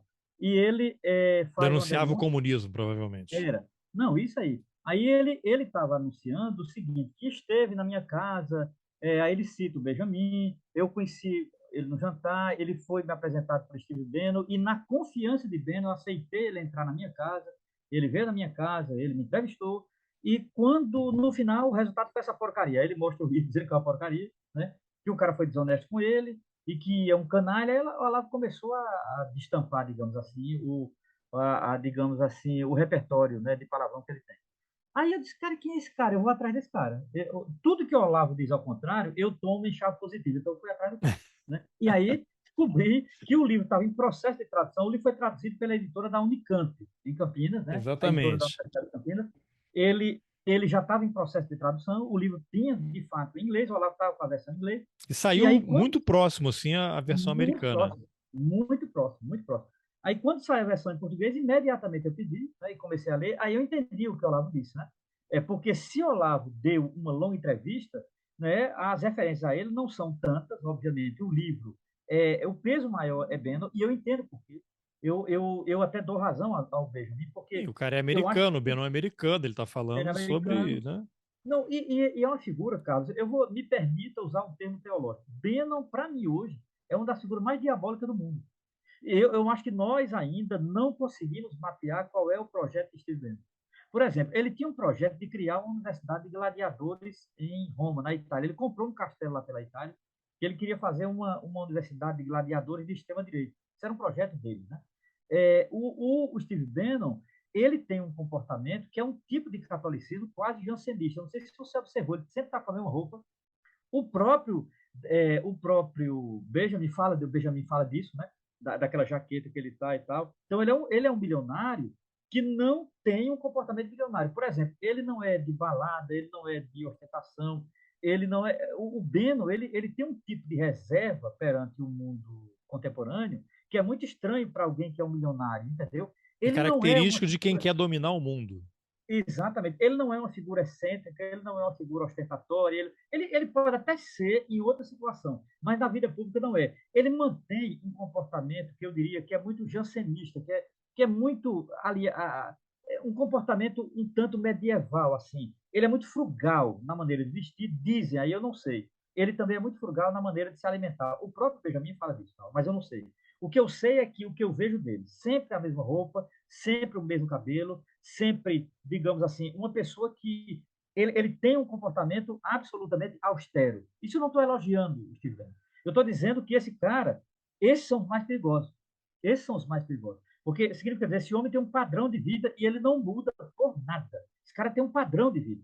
E esse padrão de vida faz parte de um projeto político. Lendo o Benjamin, para mim ficou muito isso. Eu me convenci mais ainda disso. Eu tinha essas ideias de Bannon por ele ser um católico tradicionalista. E eu procurar sempre entender o que é um católico tradicionalista, o que é um católico tridentino, o que é um católico que prefere missa em latim, né? O que é um católico que vive de rituais. Tal. Eu procurei encaixar Steve Bannon exatamente nesse padrão que existe. Tal, né? E, de fato, o padrão cabe nele. E o Benjamin me deu, né, não só o argumento, como me deu os dados para isso. Então, nesse sentido, Steve Bannon é muito perigoso. Muito perigoso. O curioso é que tem Steve uma passagem logo no, não sei se no começo ou do começo para o meio, em que o Teitelbaum diz que ele e o Bannon tiveram uma conversa de meia hora em off, sem gravar. Que Isso. a condição que o Bannon deu para ele era: eu falo com você, vou te conversar, você não vai gravar e você não vai publicar. E Sim. ele aceitou e relata isso no livro. Eles É, conversaram, não é, sabe não sabemos o que o Bannon falou para ele é, e é. eu não sei. Ele não relata. Agora, o que eu digo a você é o seguinte: eu acho que esse livro, a importância dele não é tanto pelo que ele diz de Olavo, e menos ainda o que ele diz do, mas é muito importante o que ele diz do Steve Bannon. Eu acho o Steve Bannon eu acho que digamos assim, o potencial dele não está esgotado. Eu acho que diferentemente de Olavo, que já faleceu, eu acho que Doug tende para mim não a crescer, agora Bannon tende a crescer. Eu, É, porque porque o O tipo Olavo morreu, morreu. né? O Olavo morreu. A O obra dele Dugin aí. quase morreu. Claro, Quase mataram o Dugin. é, E ele é, não está junto do Putin, né? Putin claro, está em claro, outra, né? E exatamente. o Bannon tá Então, lá com tudo, né? veja bem, diferentemente de Doug e Olavo, ele tem uma extrema-direita muito potente ao lado dele. Doug, Steve Bannon não é só, apesar dele aparecer muito só. Mas o Benjamin fala muito isso quando fala do encontro dele no hotel, ele sempre com pessoas rodeadas e tal. Então, assim, ele tem um círculo de uma inteligência com ele, que a filha dele faz parte também, E e muito que é muito dinheiro, né? São importante nos em termos hotéis dele. mais caros do mundo. Ele é um milionário. Ele é um milionário. O Steve Bannon é um milionário. Ele não é, digamos assim, ele não é um qualquer. Então, e nesse sentido, ele se diferencia completamente do Olavo. Olavo deveria ter grana, mas Olavo não era milionário, e o Dube também não. Ele Ah, é o milionário. e vi que no livro, acho que até no livro que relata que o Steve Bannon chegou a ser contratado por empresas chinesas ou executivos chineses para Sim, desestabilizar o governo chinês de alguma forma. Então é um jogo muito pesado isso, e é ingenuidade nossa também achar que é ele sozinho, claro. né? Claro. Ele é Não, de a maneira. face visível de um É, projeto muito é. pesado que a gente não faz a menor E ideia. não faz, não faz. Eu vou usar o termo que eles gostam, deep state, um estado profundo, mas não no sentido clássico do termo. O estado profundo, assim, Bannon tem Não, enraizamento não no mais sentido profundo do da que nós imaginamos. conspiração. Não no sentido da conspiração, mas no sentido de que Bannon tem enraizamento mais profundo dos Estados Unidos que nós não conhecemos. E ele tem, eu não tenho dúvida disso. O Benjamin deixa isso, nós percebemos isso na leitura de Benjamin, e aí ele se faz perigoso. Porque ele é digamos assim, ele é um tradicionalista com um projeto de mundo, mesmo que seja contra esse mundo, né? Então, e isso, para mim, é muito perigoso. E ele está tendo enraizamento, inclusive na América Latina, que não tinha, né? Ele agora não é só o Brasil, inclusive, hoje Bannon tem uma presença no Chile, na Argentina, no Uruguai e no Brasil, né? O filho de Bolsonaro tinha acesso direto a ele, agora não sei, mas antes, Não, o tal Eduardo do Eduardo Bolsonaro, Bolsonaro na tinha acesso campanha direto a foi ele. que surgiu a foto, né? Eduardo Bolsonaro em Nova York, deve ter recebido lá os manuais e Exatamente. esse grupo aí, o CEPAC, Isso, e eles participam, né? E o Eduardo Bolsonaro é o representante aqui no Brasil, pelo exatamente. menos, né? Na América do Exatamente. Sul. É. Enfim, agora Agora, vai, conclua. tem uma outra coisa que aí é o outro lado de Bannon que me interessa também, até mais do que esse outro, o Bannon conspirador, o Bannon de uma prática de comunicação, o Bannon desestabilizador tal. Esse tudo é um fato. Mas há um Bannon que me interessa, que é assim, que eu ainda não sei exatamente onde vai parar, que é o, até onde vai o catolicismo de Bannon. Por exemplo, eu tenho certeza que ele odeia o Papa Francisco. Então, um sonho dele seria desestabilizar o Papa Francisco, né? Não sei se ele consegue, mas ele tem interesse em fazer isso. Ele tem interesse em desqualificar o Papa, né? Então, assim, esse lado católico de Bannon me interessa muito, porque é um tipo de tradicionalismo católico inquebrantável, né? Bannon é um cara de fé. E essas pessoas são perigosas. Não é? Veja, Bannon não está fazendo isso unicamente pelo dinheiro, ele não está fazendo unicamente pelo poder. Ele acredita que ele está investido em uma missão. Isso eu não tenho mais dúvida nele. O Benjamin deixa muito claro quando descreve o cotidiano dele. Muito claro isso. Então, ele quer poder também, obviamente, ele quer provocar guerra também, tudo isso. Mas tudo isso está a serviço de um projeto maior, não é? Que é exatamente esse projeto tradicionalista dele passa exatamente por uma experiência de fé. E eu acho isso extremamente perigoso, porque o fenômeno religioso e principalmente o fenômeno religioso fundamentalista, ele torna-se um perigo no mundo contemporâneo. Um perigo. E não só nos Estados Unidos. É um perigo no mundo. Né? Eu penso aqui os Estados Unidos, a Europa e o Brasil, por exemplo. Entendeu? O Brasil. Então, Que esse isso lado do Bannon me interessa muito. nos leva a outro ponto aqui que foi também que motivou a nossa conversa, que é a história da campanha da fraternidade, né? A CNBB e a igreja, quer dizer, o comando da igreja no Brasil está sendo fortemente atacado por uma ala de Fortemente. ultradireita dos católicos. Aí tá nesse guarda-chuva, tá quem aí? O Centro Dom Bosco, É o tem Centro alguns Dom Bosco, padres youtubers aí. Bernardo Custer, alguns padres. Esse Bernardo Custer, ele fez uma campanha sistemática. Ele fez 8 programas, todos sobre a campanha da fraternidade, em média, programas de 30 minutos, para desconstruir os temas da campanha da fraternidade. Mas O qual é tema o da campanha problema com a campanha da fraternidade? veja bem, vamos lá, eu vou seguir o tal do Bernardo, né, na crítica dele, porque a crítica dele meio que virou apito de cachorro. A crítica dele, todos repetem. Eu percebi que todos os youtubers repetem a crítica dele, Você entendeu? vai Com outras seguir na palavras, mas análise, não de concordar, né? exatamente. Não de concordar, exatamente, segue na análise dele. Veja, o tema da campanha da fraternidade desse ano é o tema da fome, né? Consequentemente, o manual da campanha da fraternidade, ele tem um padrão. que é um padrão. A campanha da fraternidade, ela existe desde a metade dos anos 60, né? Inicialmente, até entre 65 e 69, os temas da campanha da fraternidade eram muito voltados para temas familiares, temas individuais e temas espirituais. Nos anos 70, quando a CNBB muda, os temas da campanha também mudam.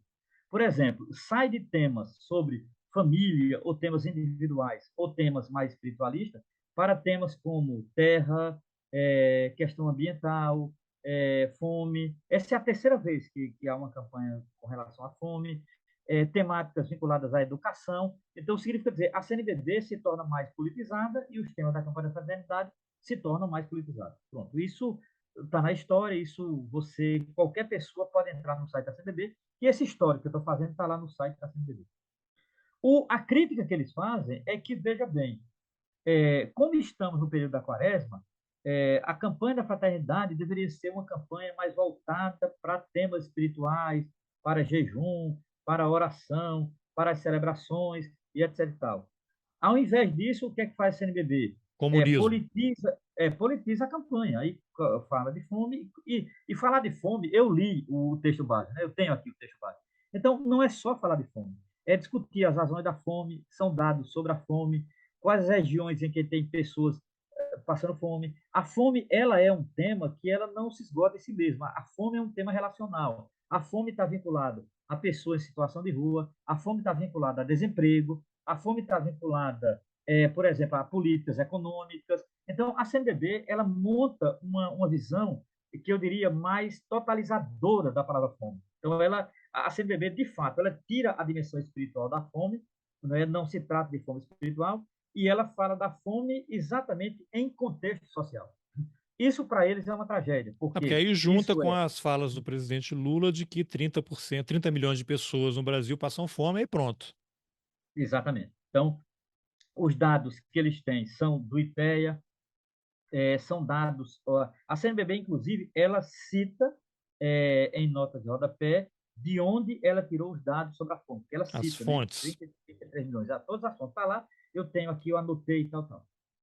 Ora, qual é a crítica desse Bernardo, que é um cara de extrema-direita, e os seus seguidores?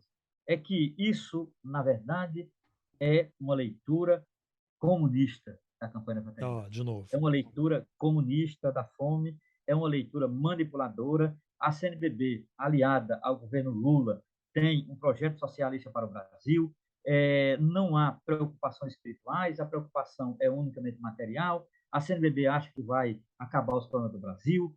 A CNBB, ela deveria citar mais a Bíblia. Aí ele conta quantas vezes a palavra Bíblia aparece, quantas vezes a palavra Nossa Senhora aparece, e etc. E tal. Então, eles começaram a fazer uma campanha, veja bem, para mim, isso não me toca em nada, absolutamente nada. Isso não só é equívoco, em alguns casos, o Bernardo, ele erra mesmo, inclusive, na citação. Tudo bem. Mas não é só erro também, não é? Ele também, maldosamente, ele inverte juízos, etc. E tal. Veja, isso não me toca. Agora, o que ele tem de seguidores é impressionante. O que ele tem de seguidores é impressionante. E as pessoas acreditam nisso, né? E passam a reproduzir em seus canais, passam a reproduzir, obviamente, nas igrejas. Por exemplo, eles estão fazendo uma campanha para que não seja arrecadado nada agora para a campanha da fraternidade. Seria no domingo agora, no domingo de Páscoa. Não vão não arrecadar nada, não dar dinheiro para a campanha da fraternidade, porque tem uma coleta, Estão né, anual, sabotando a campanha da fraternidade. sabotando. Pronto, literalmente, a palavra é, eles estão sabotando na cara dura, abertamente, nas redes sociais, a campanha da fraternidade. E aí eu escrevi um texto em defesa da campanha da fraternidade, né? Em defesa em sentido teológico e em sentido sociológico. Eu escrevi um texto defendendo a campanha, né, contra os seus detratores e acusadores, né, e situando, inclusive, a campanha da fraternidade dentro da história de outras campanhas da fraternidade, né, desde os anos 70. Então, nesse sentido, eu acho uma pena, acho lamentável isso só confunde a igreja. Eles são, de fato, maldosos, né? Há muita maledicência, né, no que essas pessoas falam contra a campanha da fraternidade, e são pessoas e instituições. Aí, você só olha, qualquer um que quiser fazer o teste, vai colocar campanha da fraternidade 2023 no YouTube. Aí você vai ver tudo. Você coloca isso no YouTube, daí. Pronto, É exatamente. esse aqui é o texto que você Esse escreveu texto, no DCM. Não, esse, no Viu Mundo, né? exatamente. do Viu Mundo, exatamente. Romero, Escrevi lá, extrema-direita é, católica difama campanha da é, fraternidade. exatamente. É um texto em que eu defendo a campanha da fraternidade contra os seus detratores, né? É exatamente isso. Então, assim, e exatamente respondendo a eles, porque eu os acompanho nas redes sociais, na Sistema Direito, então o texto é focado neles e, ao mesmo tempo, dentro da história de outras campanhas da fraternidade. Agora, há padres também que atacam a campanha da Também, fraternidade? também, também, E a também. igreja não Isso faz é da nada? A frente. igreja parece estar meio perdendo o controle aí, não? A gente já conversou É, sobre isso uma vez, né? já, São muitas veja, igrejas, né? exatamente. Veja, o que acontece é que o padre diocesano ele deve obediência ao bispo local, tá certo? Então, se o bispo local permite, ninguém pode fazer nada. Esse é o problema. Então, por exemplo, por exemplo, tem um padre que ele é de uma determinada diocese que o bispo não só sabe o que ele faz, como incentiva o que ele faz, que é esse tipo de ataque na E o vida. Tem bispo muitas vezes, responde esse a padre quem? não tem. O O bispo responde bispo, ao Papa só? em tese, responderia ao Papa, em tese. Mas o Papa Francisco, ele tem evitado esse tipo Mas não de... tem um cardeal, é, não é, tem os. Quem é o chefe da igreja no Brasil? não, no Brasil é o Não seguinte, tem não é que isso. tem o chefe. Não, o chefe não tem. O que tem é o representante do Papa está aí em Brasília, chama-se o núncio apostólico. Né? O núncio apostólico é uma espécie de diplomata, É um não é? embaixador do É Vaticano um no embaixador. Brasil. Exatamente. Significa dizer, é ele que passa todas as informações possíveis das dioceses ao Papa. Só que veja bem, o Brasil é um dos maiores países católicos do mundo. Para você ter uma ideia, é coisa de mais de 20 mil E o padres espalhados arcebispo, nesse país então, todo. perdoe a minha ignorância. O arcebispo, cardeal, arcebispo e tal, é um É, título que ele controla, mas ele tem poderes sobre os não, bispos, ele pode tem poder sobre a punir. sua diocese. De um modo geral, o arcebispo, ele é bispo de uma capital ou de uma cidade histórica, tá certo? Então, por exemplo, os arcebispados geralmente são nas capitais, mas algumas cidades do interior, pela importância histórica, viraram também espaço para a arquidiocese, que é o caso de Mariana, por exemplo. Ó, Mariana, no a interior minha do Estado, cidade, é Campos arquidiocese. dos Goytacazes, que você conhece, tinha lá o bispo Dom É, Carlos Dom Alberto Antônio. Navarro, que já faleceu. Exatamente. Exatamente. Mas Campos é diocese. A arquidiocese é Rio de Janeiro, entende? Então, a arquidiocese é o arcebispo. E acontece do arcebispo também ser cardeal. Nem todo arcebispo é cardeal. O cardeal já é um título, né? Mas o E bispo, não é então, um, de Campos não devia obediência ao cardeal lá do Rio, ao de maneira arcebispo do nenhuma. Rio. De maneira nenhuma. Cada diocese tem uma relativa autonomia. Eles, às vezes, trabalham em conjunto a depender do posicionamento ideológico, né? Mas não necessariamente o arcebispo do Rio de Janeiro vai fazer uma intervenção em Campos. Ele não tem esse direito. Até porque o direito canônico não permite fazer isso. Né? Só poderia fazer isso a partir do julgamento canônico. Por exemplo, se tivesse acontecendo na Diocese de Campos uma espécie de apostasia. Então, não é o caso. Né? Não é o Não, caso. lá Veja, havia a questão dos tradicionalistas, né? sim, Do lá Antônio Castro havia e Maia, havia. houve uma Claro, espécie de intervenção e foi, tal. teve. Aí o caso de Campos é um caso muito simbólico, porque o caso de Campos está muito vinculado a Dom Antônio Castro Maia, né? De fato, Dom Antônio Castro Maia, ele morreu fora da igreja, ele morreu excomungado, por Junto conta com o da Marcel ligação dele Lefebvre. com Marcel Lefebvre, e por conta de Marcel Lefebvre. Né? Então, o Dom Antônio, ele, na verdade, houve inclusive uma negociação. Né? O Papa João Paulo II tentou uma negociação com o Dom Antônio Castro Maia e com o Monsenhor Lefebvre. Né? Alguns lefebvianos mudaram de posição. Né? O Fernando Rifan, por exemplo, foi um dos que mudou. Rifan era um tradicionalista de quatro costados. Né? Conheci, Ele mudou. padre lá em, Era padre, em exatamente. Campos. Hoje ele é bispo. Hoje ele é bispo lá. Entendeu? Então, assim, essa posição, quando há um caso de apostasia, sim, obviamente tem intervenção. Mas no caso de críticas à campanha da fraternidade, não é um caso de apostasia, é um caso de posicionamento ideológico. Posicionamento ideológico. Eles são contra a campanha da fraternidade, e o que é mais irônico, Carlos, é que eles são Não contra a campanha, contra o é, tema, né? contra o tema da campanha e principalmente o formato. Eles dizem abertamente: nós somos contra o tema e o formato da campanha. Qual é o formato da campanha? Esse formato mais politizado. Agora, o que é irônico é que eles são contra esse formato da campanha porque eles se dizem mais católicos do que o Papa. Esse é o problema. Eles não são contra porque eles são menos católicos. Eles se acham mais católicos exatamente porque defendem uma tradição. Então, eles acham que a CNBB está descumprindo uma tradição. Eles acusam a CNBB de estar descumprindo uma tradição, de estar desrespeitando uma tradição e, de fato, está fazendo da Igreja Católica no Brasil um instrumento político. O que é mais irônico é que é o que eles fazem também. Eles instrumentalizaram o catolicismo que eles praticam para Jair Bolsonaro. Isso não é político? Instrumentalizaram. Todos eles Porque votaram, ideologia fizeram é só a campanha dos de voto. outros, né? É só É, e sempre a exatamente. dos outros, É, né? E eles nem chamam o exatamente. Papa de Papa, né? Não. Como é que eles É, falam? alguns, A é, igreja de Bergoglio, como é que é? Bergoglio, exatamente. Alguns chamam a igreja de Bergoglio, Bergoglio, que é o nome inicial, né? Que é Mário Jorge Bergoglio, né? Que é o Que é o nome nome do do Papa Papa. Francisco. Exatamente. Alguns que têm um nome terrível de sede vacantista, eles já definiram que a sé está vacante, a sé está vaga, né? Existe o Papa, mas o Papa não cumpre as funções de Papa. Logo, nós não devemos obediência a esse Papa e conclamamos um outro, entre aspas, conclave. Então, você tem um movimento hoje de extrema-direita, chamado Sede Vacantista, que estão fazendo um movimento para um outro conclave. Isso no Brasil, e não só no Brasil, nos Estados Unidos também tem, na Europa também tem. É um movimento hoje que está nas redes sociais, que está ordenando padre, que já tem um bispo ordenado, não é nessa linha do chamado Sede Vacantista. E É um nessa movimento. era de plataformas digitais, isso daí se enquadraria o quê? Em liberdade de expressão ou discurso de ódio? Eu Ou numa diria que rebelião só? Olha, eu diria que para eles é um projeto de formação, mas é um projeto de formação que abriga elementos do discurso de ódio, né? Por exemplo, discurso de ódio contra a teologia da libertação, discurso de ódio contra pessoas que não se enquadram nesse catolicismo tradicional, né? Há um certo discurso de ódio com relação a valores contemporâneos, como, por exemplo, homossexualidade, transexualidade, divórcio, aborto, etc. Então, abrigam sim, abrigam o discurso de ódio. Agora, eu não posso dizer que é unicamente um discurso de ódio, porque, de fato, eles têm um projeto formativo dentro disso que eu os defino como extrema-direita. Eles têm um projeto formativo de extrema-direita. Projeto de poder.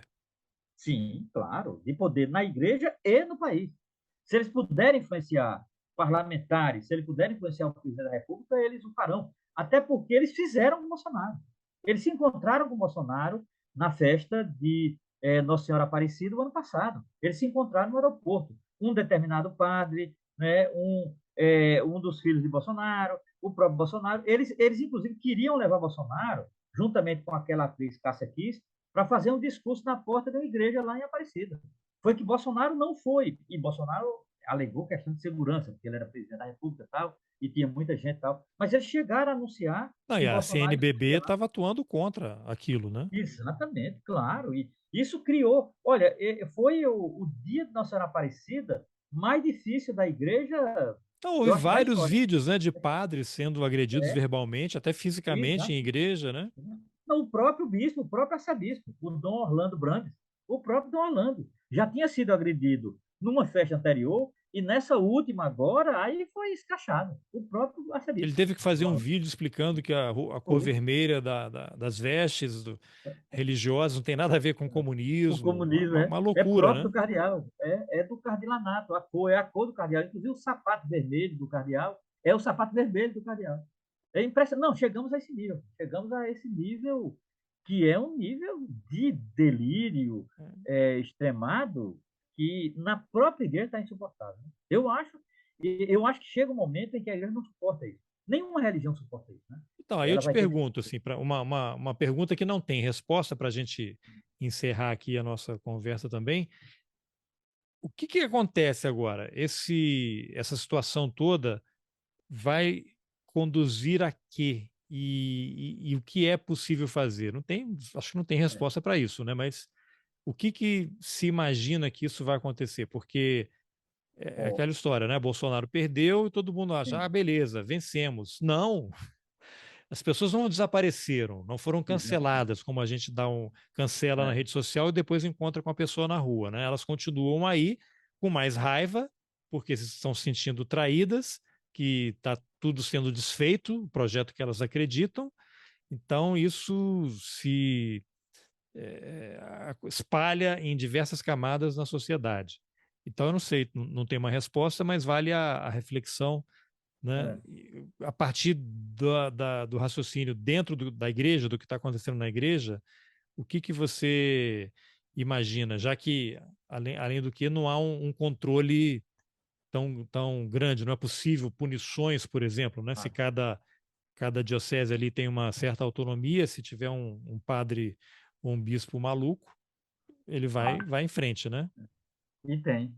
Veja, Carlos, se eu não tenho, de fato, o futuro eu não tenho como prever. Agora, eu posso olhar para trás e dizer o seguinte: todas as vezes em que a igreja chegou a um nível de divisão, você tinha uma situação cismática e, consequentemente, uma divisão. Então, eu estou dizendo, Romero, você está dizendo que a igreja caminha para uma divisão? Não. Eu estou dizendo que essa possibilidade existe. Né? Você tem grupos hoje que são minoritários. Se eles fossem majoritários, já teria tido uma divisão. É porque eles são minoritários. A extrema-direita católica no Brasil, ela ainda é minoritária. Não sei até quando, mas ela é. Ela, por exemplo, ela não tem o apoio da maioria das dioceses, ela não tem o apoio da maioria das pastorais, né, dos movimentos internos da igreja. Não tem. Né?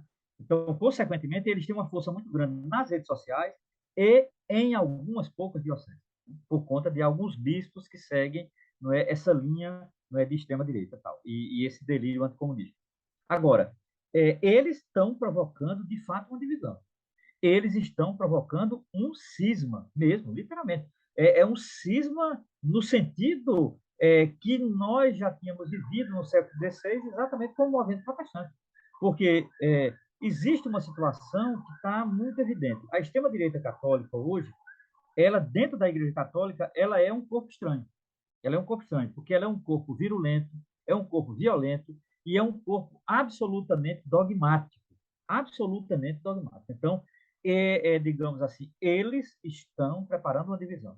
Se essa divisão irá ocorrer tal qual, só Deus sabe, eu não tenho a menor ideia. Agora, que há uma provocação para uma divisão, há. E eles, obviamente, querem apressar a morte do Papa Francisco. Também está muito claro isso. Querem apressar a morte do Papa, porque hoje o maior empecilho à extrema-direita católica é o Papa Francisco. Você tem um Papa hoje que é um homem muito informado, é um homem muito sensível às questões do mundo contemporâneo, é um homem viajado, é um jesuíta e, acima de tudo, é uma pessoa que tem gestos muito sóbrios. Então, assim, o Papa tem noção do impacto ambiental no mundo hoje, tem uma noção. O Papa tem uma noção, digamos assim, das consequências do capitalismo nas periferias do mundo, o Papa tem uma noção. Esses dias eu postei uma foto dele com uma figura chamada Grossfogel, Ramon Grossfogel. Esse cara é um pensador decolonial. Hoje é o principal nome do pensamento decolonial latino-americano. E ele se encontrou com o Papa Francisco esses dias. Será Olha que em quem discutiram? o Papa foi colar, né? Exatamente. E ainda Ramon vai Grossfogel. falar que o Lula foi condenado sem provas e que a Dilma É, é honesta. exatamente. Então, nesse sentido, o Papa se torna uma barreira para a própria extrema-direita católica. Né? Eu diria que o Papa é o último bastião dessa barreira. Né? E eles querem derrubá-lo. Agora, se de fato isso ocorrerá, não está nítido ainda. Não há uma tendência que possa nos dizer. Acontecerá uma divisão mais cedo ou mais tarde. Agora, há uma provocação para a divisão? Não, não tenho mais dúvida. Né? E as redes sociais é a prova disso, e esses youtubers ou alguns movimentos são, de fato, eles caminham para isso. É isso. Muito bem, Romero. Então, obrigado pela entrevista. Eu vou deixar aqui os links. Você tinha me mandado alguns textos aqui. Eu vou deixar o link e vou reproduzir o texto que você tinha escrito originalmente, uma notinha sobre mais um livro da direita brasileira. Para quem se interessar, acho que vale muito a pena.